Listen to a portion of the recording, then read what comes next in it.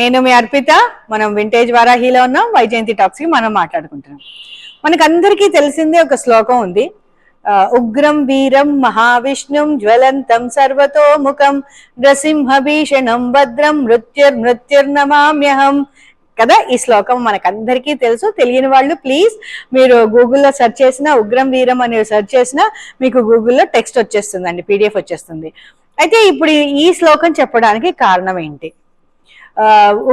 ఉగ్రం వీరం ఈ రెండు ఆయనకే చెల్లినాయి కదండి. విష్ణు నరసింహస్వామికే చెల్లినాయి. ఆయన ఉగ్రంగాను ఉంటాడు, వీరంగాను. జ్వలంతం సర్వతోముఖం, అసలు ఆయన జ్వాల అలా కనిపిస్తుంది కదా. ఇంతకీ ఈయనకి ఈ శ్లోకానికి ఏమిటి సంబంధం అంటే, మృత్యుర్ నమామిహం. మృత్యువు కాలంలో వచ్చిన అపమృత్యు దోషాలతో ఉండే వాళ్ళు, మృత్యు కాలంలో వచ్చిన వాళ్ళకి కష్టాలు అన్నీ తీయగలిగిన వాడు నృసింహస్వామి అండి.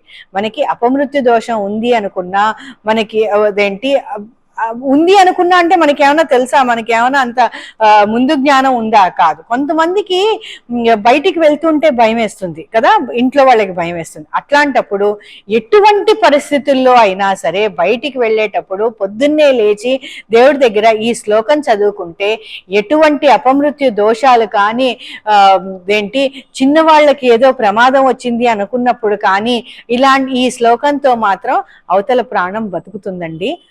అది ఆ భగవంతుడు సేవ్ చేస్తాడు. అందుకని ఈ శ్లోకం చాలా పవర్ఫుల్. రోజు ఒక 108 చేసుకున్నారంటే ఆ బలం మీకే తెలుస్తుంది. అది చెయ్యండి. మీరు నిజంగా మిమ్మల్ని, మీ ఫ్యామిలీని కాపాడుకున్న వాళ్ళు అవుతారు కదండి. Thank you.